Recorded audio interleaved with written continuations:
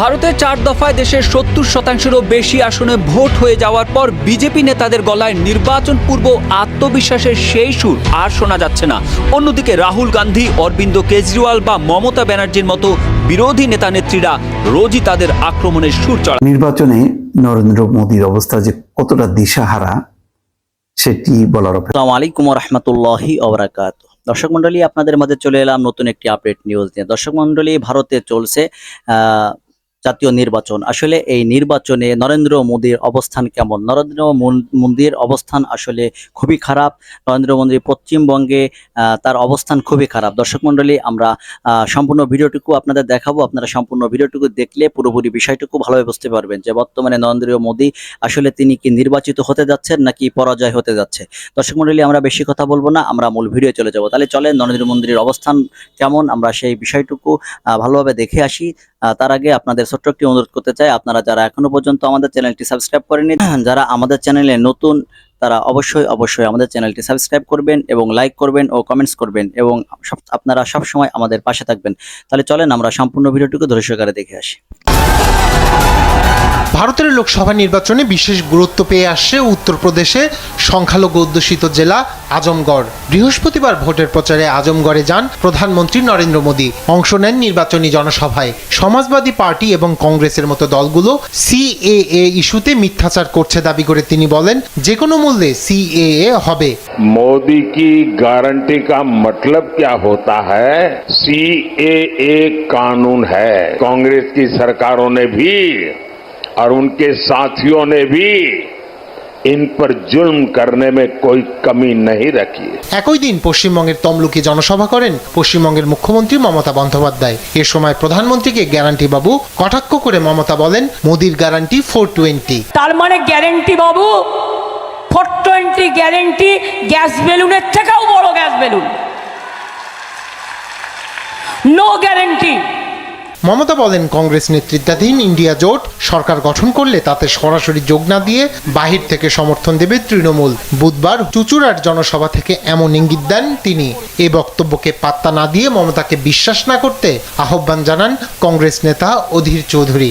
मैं उनसे भरोसा नहीं करते, गठबंधन छोड़ के भागी उन्होंने, उनकी बातों पे कोई भरोसा नहीं। अगर बीजेपी की तरफ ज्यादा भारी रहे तो वो उस तरफ भी जा सकते। मुझे उनके ऊपर कोई भरोसा नहीं कि गठबंधन तोड़ने वाली মমতা ব্যানার্জি। এদিকে লোকসভা ভোটের মধ্যেই নাগরিকত্ব সংশোধনী আইন সিএএ অনুযায়ী আবেদনকারীদের। আসসালামু আলাইকুম। নির্বাচনে নরেন্দ্র মোদীর অবস্থা যে কতটা দিশাহারা সেটি বলার অপেক্ষা রাখে না। কেজরিওয়াল কারাগার থেকে বের হবার পর মোদীর অবস্থা বা বিজেপির অবস্থা আরো কাহিল। ধ্রুব রাথি, একজন ইউটিউবার, তার যে জ্বালাময়ী বক্তব্য, সুচিন্তিত যুক্তি, সেগুলো একেবারেই রীতিমতো দিশাহারা করে তুলেছে। নরেন্দ্র মোদীর যেই শাসন, তার যে বুলি, উন্নয়নের বুলি, সব যে ফাঁপা, সেটা পদে পদে প্রমাণ হচ্ছে।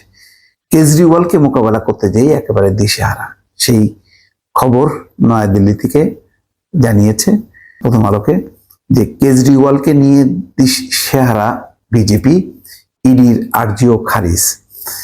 ভারতের দিল্লির মুখ্যমন্ত্রী ও আম আদমি পার্টির নেতা অরবিন্দ কেজরিওয়ালের জামিন বিজেপিকে দিশেহারা করে তুলেছে।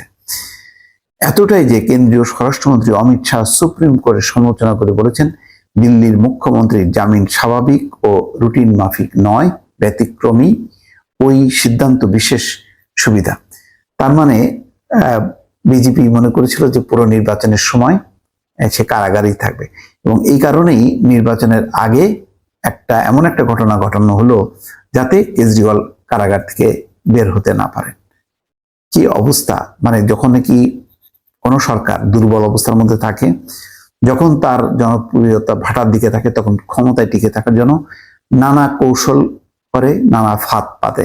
সেই ফাঁদে কৌশলে কেজরিওয়ালকে তারা আটকাতে চেয়েছিল, কিন্তু কেজরিওয়ালকে শেষ পর্যন্ত ভারতের সুপ্রিম কোর্ট সেটি মানে শেষ পর্যন্ত আটকে রাখতে পারেনি।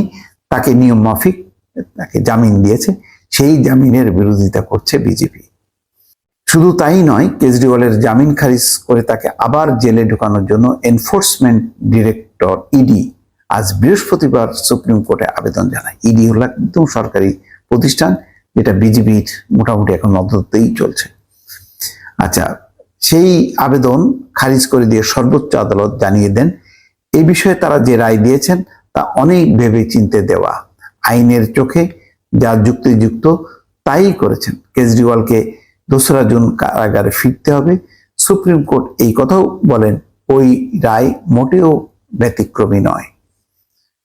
আবগারি অর্থাৎ একটা মদ মামলায় কেজরিওয়ালকে গ্রেপ্তার করেছিল ইডি। সেই গ্রেপ্তার রাজনৈতিক উদ্দেশ্য প্রণোদিত বলে চ্যালেঞ্জ করেছিলেন কেজরিওয়াল।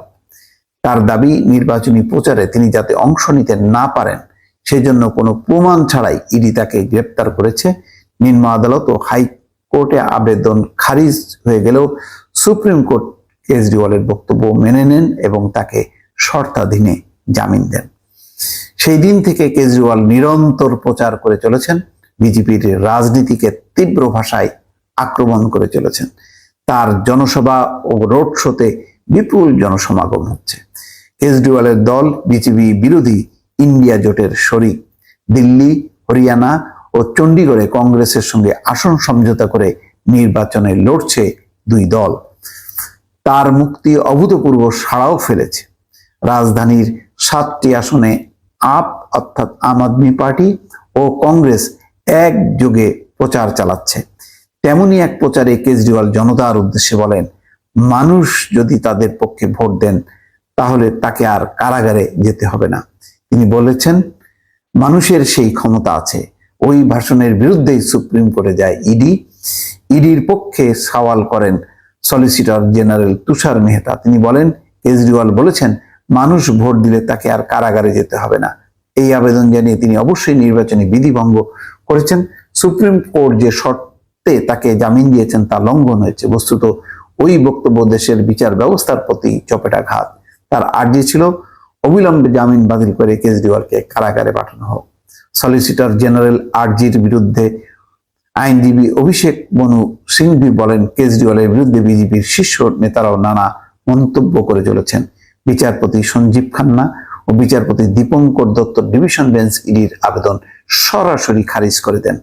তারা বলেন, কেজরিওয়ালের যে মন্তব্যের বিরুদ্ধে তিনি সরব তা তার ব্যক্তিগত ধারণা, কারো কোনো ধারণায় তারা হস্তক্ষেপ করতে পারেন না। জামিন সংক্রান্ত যে সিদ্ধান্ত তারা নিয়েছেন তা অনেক ভেবে চিন্তে নেওয়া। কেজরিওয়ালকে 2রা জুন জেলে ফিরে যেতে হবে। বিচারপতিরা বলেন, তারা কাউকে কোনো বিশেষ অনুগ্রহ করেননি, ওটা ব্যতিক্রমী কিছু নয়, যা করেছেন আইনের মধ্যে থেকেই করেছেন। বিচারপতিদের ব্যতিক্রমী কিছু নয় মন্তব্য অমিত শাহর জবাব বলে মনে করা হচ্ছে, কারণ গত বুধবারই অমিত শাহ এক সাক্ষাৎকারে কেজরিওয়ালের জামিন সম্পর্কে ওই ধরনের মন্তব্য করেছিলেন। তাকে বলা হয়, কেজরিওয়ালের মুক্তি ইন্ডিয়া জোটে নতুন প্রাণ সঞ্চার করেছে। তার জামিন নিয়ে প্রশ্ন করা হলে অমিত শাহ বলেন, বিচারপতিদের দেখা দরকার রায় মানা হচ্ছে নাকি অপপ্রয়োগ হচ্ছে। রায় প্রসঙ্গে স্বরাষ্ট্রমন্ত্রীর মন্তব্য ছিল, সুপ্রিম কোর্টের অধিকার আছে নিজেদের মতো করে আইনের ব্যাখ্যা করার, কিন্তু আমার কাছে এটা স্বাভাবিক রায় ছিল না, ব্যতিক্রমী, রুটিন ও স্বাভাবিক নয়। অনেকের ধারণা কেজরিওয়ালকে বিশেষ সুযোগ দেওয়া হয়েছে। দর্শক, এই হচ্ছে পরিস্থিতি। কেজরিওয়ালকে মোকাবেলা করতে এখন নরেন্দ্র মোদী হিমশিম খাচ্ছে। ভারতের রাজনীতিতে হয়তো অনেক বাকবদল হবে এরই মধ্যে। দর্শক, ভালো থাকবেন। আল্লাহ হাফেজ। ভারতের 4 দফায় দেশের 70%-এরও বেশি আসনে ভোট হয়ে যাওয়ার পর বিজেপি নেতাদের গলায় নির্বাচন পূর্ব আত্মবিশ্বাসের সেই সুর আর শোনা যাচ্ছে না। অন্যদিকে রাহুল গান্ধী, অরবিন্দ কেজরিওয়াল বা মমতা ব্যানার্জির মতো বিরোধী নেতা নেত্রীরা রোজই তাদের আক্রমণের সুর চড়াচ্ছেন। বিজেপি কোনো ক্রমে 200 পেরোবে বা 200-এর নিচে নেমে যাবে তাদের আসন, এই জাতীয় হুঙ্কারও দিতে শুরু করেছেন তারা। এই সব এবং ভোটের মাঠ পর্যবেক্ষণ করে 4র্থ দফার ভোটের শেষে কারা ক্ষমতায় বসতে যাচ্ছেন তা অনেকটাই নিশ্চিত হয়ে গেছে বলে ধারণা বিশেষজ্ঞদের। নরেন্দ্র মোদীর গত 10 বছরের শাসনকাল, যেটাকে ভারতে মোদী ডিকেড বলে ডাকা হচ্ছে, তারপর এবারের নির্বাচনের সেই লক্ষ্য পূরণে কোনো চ্যালেঞ্জ আসতে পারে। মাত্র কয়েক সপ্তাহ আগেও বিজেপি নেতারা তা ভাবতে পারেননি। অনেকটা সেই কারণেই কিন্তু নরেন্দ্র মোদী জোটের জন্য একেবারে 400+ লক্ষ্যমাত্রা বেঁধে দিয়েছিলেন, যাতে নিশানাটা অনেক উঁচু তারে বেঁধে ফেলা যায়। কিন্তু যোগেন্দ্র যাদব, প্রশান্ত ভূষণের মতো রাজনৈতিক অ্যাক্টিভিস্ট যারা সরাসরি কোনো দলের সঙ্গে যুক্ত নন, তারাও পূর্বাভাস করেছেন নির্বাচনের গতি প্রকৃতি দেখে এখন মনে হচ্ছে বিজেপি জোটের পক্ষে গরিষ্ঠতা অর্জন করা খুবই মুশকিল। এরই মধ্যে গত সপ্তাহে ভারতের শেয়ার এখন ওয়ালটন ফ্রিজ কিনে অনেকের মতো আপনিও হয়ে যেতে পারেন মিলেনিয়ার। সেরা পণ্যের সেরা অফার, ওয়ালটন মিলেনিয়ার। বাজারে যে আকস্মিক পতন লক্ষ্য করা গেছে সেটাকেও অনেকে এই রাজনৈতিক অনিশ্চয়তার প্রতিফলন বলেই ব্যাখ্যা করেছেন। কারণ শেয়ার বাজার সবচেয়ে বড় ভয় পায় রাজনৈতিক অস্থিতিশীলতাকে। বিজেপি কোনো কারণে গরিষ্ঠতা না পেলে তা বাজার অস্থিরতা ডেকে আনবে, এই আশঙ্কা থেকেই বোম্বে স্টক এক্সচেঞ্জ বা নিফটিতে দরপতন হয়েছে বলে বিশেষজ্ঞরা অনেকেই মনে করছেন। তবে এগুলোর অনেকটাই হয়তো জল্পনা বা তাত্ত্বিক আলোচনা, কিন্তু একটা জিনিস নিয়ে কোনো সন্দেহ নেই, মাস দুয়েক আগে তফসিল ঘোষণার সময়ও যে নির্বাচনকে ডানডিল বা ফলাফল তো জানাই বলে ভাবা হচ্ছিল, হঠাৎ করেই ভারতের সেই নির্বাচনটা যেন একেবারেই ওপেন হয়ে গেছে। ভারতে এবারের সংসদীয় নির্বাচন শুরুর আগে পার্লামেন্টে দাঁড়িয়ে স্বয়ং প্রধানমন্ত্রী নরেন্দ্র মোদী স্লোগান দিয়েছিলেন আব কি বার 400 পার। কিন্তু ভারতের 7 দফার নির্বাচনে 4 দফার ভোট গ্রহণ শেষ হয়ে যাওয়ার পর এখন বিজেপি নেতারাও আর 400-র কথা ভুলেও মুখে আনছেন না।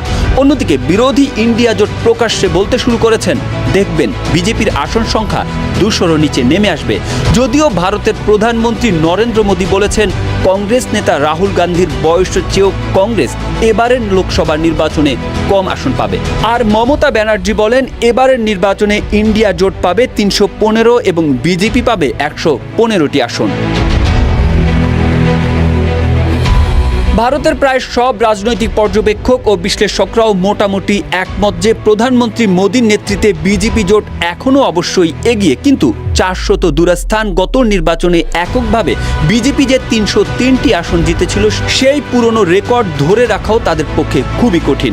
এমনকি পার্লামেন্টে সিম্পল মেজরিটি বা সাধারণ গরিষ্ঠতা পেতেও হয়তো তাদের বেগ পেতে হতে পারে বলে অনেকেই মনে করছেন। ভারতে এত সময় ধরে আপনারা সম্পূর্ণ ভিডিওটি দর্শকরা দেখেছেন যে বর্তমানে নরেন্দ্র মোদীর নির্বাচনের মাঠে নরেন্দ্র মোদীর অবস্থান কেমন।